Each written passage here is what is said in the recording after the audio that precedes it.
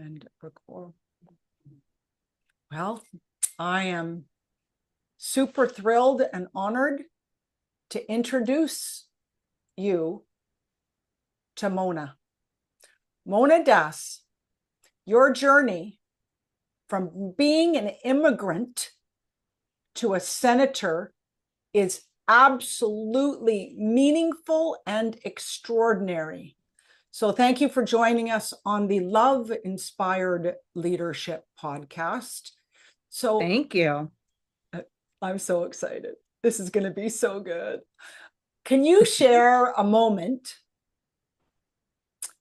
when you first felt that incredible audacity, boldness, and calling to believe that you truly belonged in those spaces of power and influence, even when the world told you you might not have what it takes, Mona? Yeah, thank you so much for having me. It's so wonderful to be here with you. It's an honor to be here with you, especially on such an awesome podcast. My story is just, it's so unique and it's so powerful. And I don't know about you, but I do my best thinking in the shower, and that is where my story starts. I literally was taking a shower. I was visiting my brother, and I got out of the shower and I said to him, I said, I'm going to be a senator. And we both just laughed because it was absolutely preposterous. I am very classically Indian. Half of our family are doctors, the other half are engineers. So for me to say that I was going to be a senator was absolutely ridiculous. And we laughed. We just thought it was so funny. And it's one of those ideas that I had. I call them be-hags, big, hairy, audacious goals. And it was one of those ideas that I had that I literally put on a shelf because I didn't think it was going to be possible. And I didn't know how to get from where I was to there. And so that idea was on that shelf for years. And every once in a while, and we all have these ideas, we bring them down, we dust them off, they still don't make any sense. You put it back on the shelf. Well, fast forward many years later. How many? How many? Probably 8 to 10. Okay. I mean, many, right? And I had just moved to Seattle and I was walking my dog, and believe it or not, my dog Cleveland had more energy than me. And so when we would stop, if we were walking, he would pull and bark.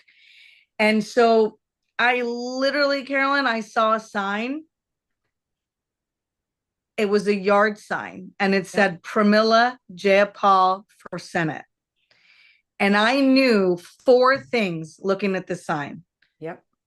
And I was literally bawling my eyes out. My dog is barking and pulling, wanting to go. And I was just absolutely stopped in my tracks crying.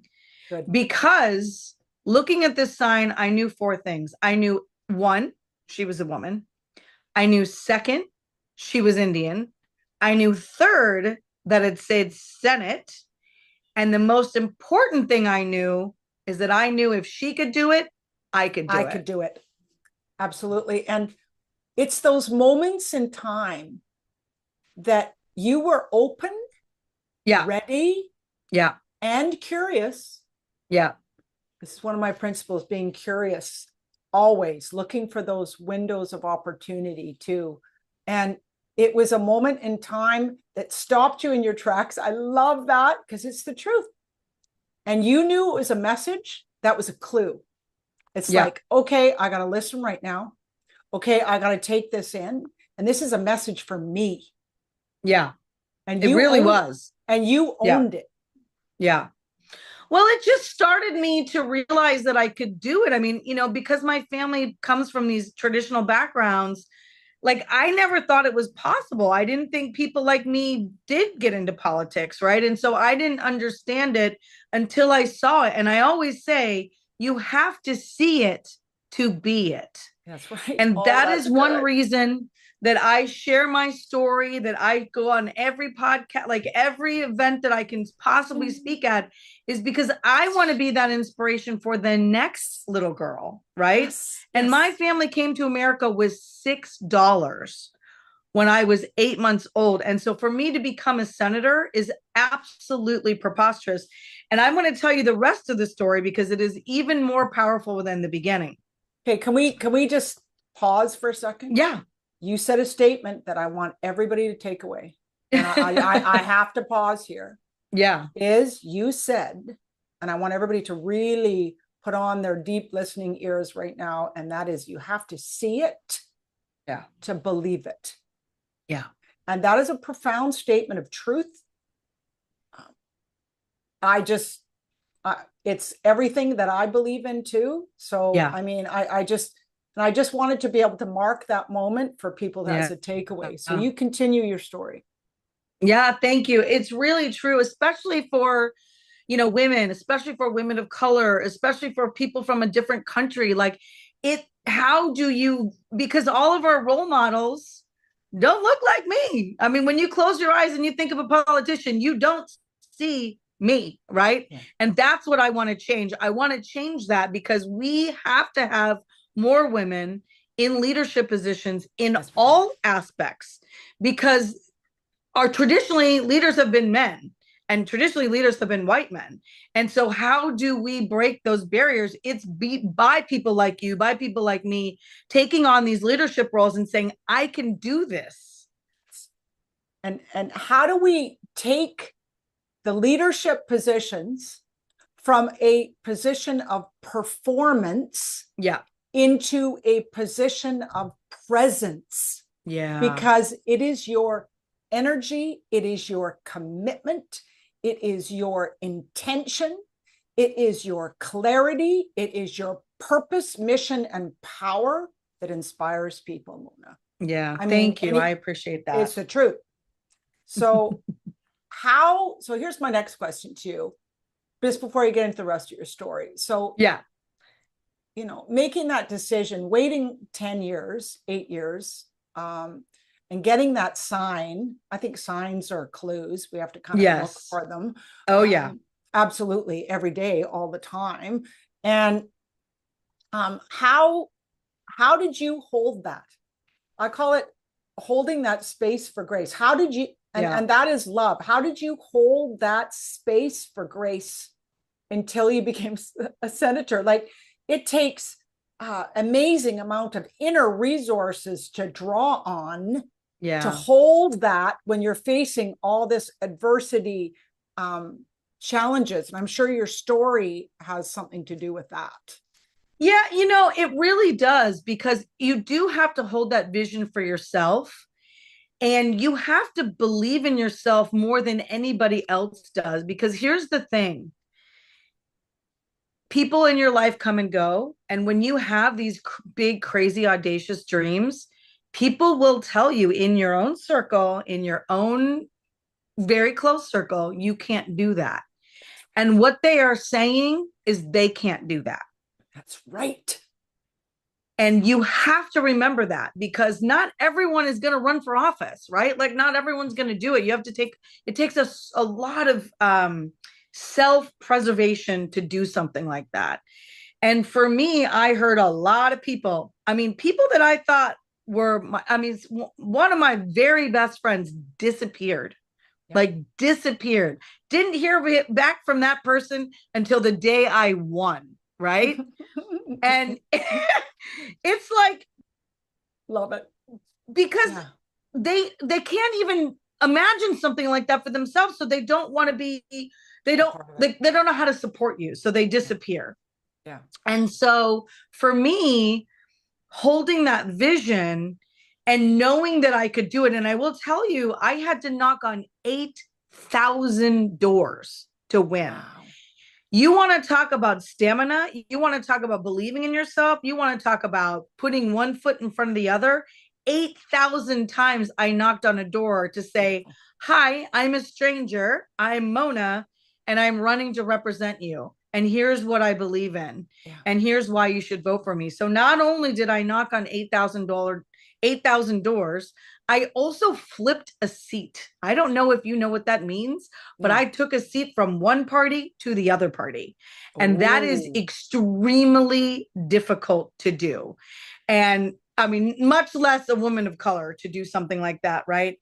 And so that's where the Okay, story hold gets on. We interesting. gotta we Yep. gotta pause again. We gotta get a piece Yeah. in here because you're a profound woman, and I just want people to grasp and track with us so they can go through their own personal love inspired leadership journey with us. Now, Okay. you knocked on 8,000 doors. I That did. took extraordinary determination. You did whatever it took. Mm-hmm. So I want to know what you tapped into within yourself to keep going, because 1,000 is also extraordinary. Let's be Yeah. real here, people. Yeah. Yet 8 times that amount. Yeah. So what did you tell yourself? What did you think? What was your mantra? Because you had an internal strength here Yeah. that carried you through and forward. I want to know what that is. And so does our audience. I'll tell you what, and no one's ever asked me this question, so I appreciate that you asked me. I knew my community needed to be represented. So where my district was, there were 148 languages spoken in my district. That means there were 148 different little Monas running around, wishing somebody had been there to fight for them and their families as they came to this country as immigrants. And yeah, that's what it took. And every door that I knocked on, and I saw a little girl. But here's my favorite story. I have a flyer, right? So my flyer had my photo on it, and my platform and all that. And I knocked on a door. It was an Indian family, and they opened the door. I'm gonna have to compose myself here. And it was a little girl. It was about 5, and she was so excited to see my picture on this flyer, right? Because she's seeing herself, right? Of course. And she asked, of course, you give the flyers to the people so they vote for you, but she asked if she could keep it because she wanted to put it in her room. And I knew that I was making a difference in her life so that she could grow up one day and be whatever she decided to be. It's not necessarily to be a politician, but what is it that she saw somebody who looked like her or her mom on a flyer, and she'd never seen that before, right? So she wanted to keep it. And that is what kept me going, knocking on those doors every single time. And I will tell you, I met people who met me at the door with arms crossed. Of course. And I'm a very outgoing, gregarious, fun, outgoing person. And so I can talk to almost anybody. And when you start talking to people about what they care about, and you tell them you care about that too, then they start to really listen, right? As they say, people don't care how much you know until they know how much you care. And that is, for me, what I tried to do was make sure that people knew that I was running and I would listen, because most politicians don't listen. And so for me, that is one thing that I really, really wanted to get across in a very, few minutes that I had with folks, that I would take your issues and I would listen to you. You did more than that, I think. You gave you well, and that's why knocking on 8,000 doors, that's how you flip seats. You show up, right? Well, you do, and with your heart wide open. Yeah. Your heart wide open. Yeah. And you were ready.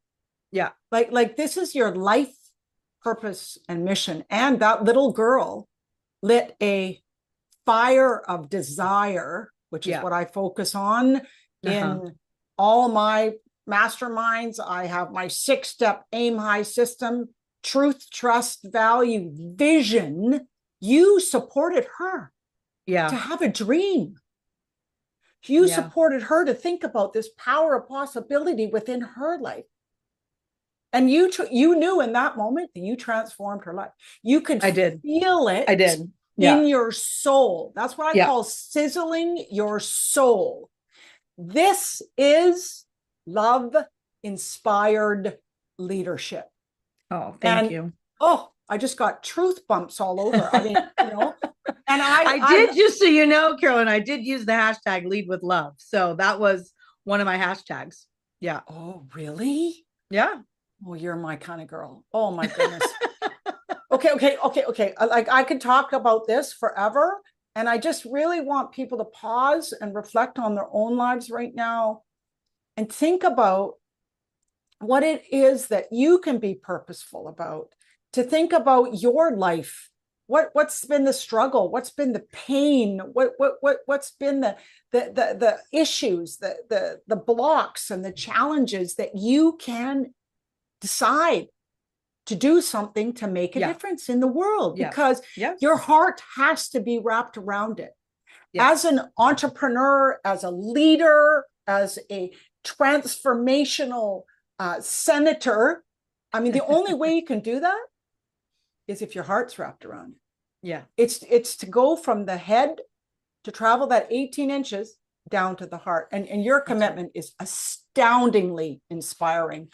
So you have championed so much in this journey that you've been on, and it's about, environmental justice, Yeah. racial equality, and housing affordability. So this is where I'm curious. A huge part of what I do in my masterminds, in my speaking, and in my processes that I take my clients is I look at inner values.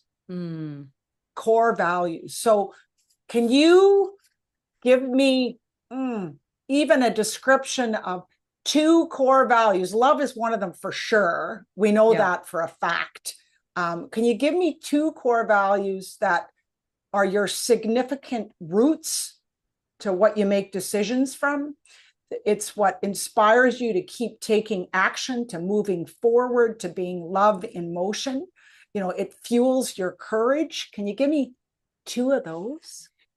Yeah, I mean, definitely love is absolutely one of them. I would say belonging, courage, I would say the tenacity, right? The tenacity to keep knocking on those 8,000 doors is absolutely part of who I am.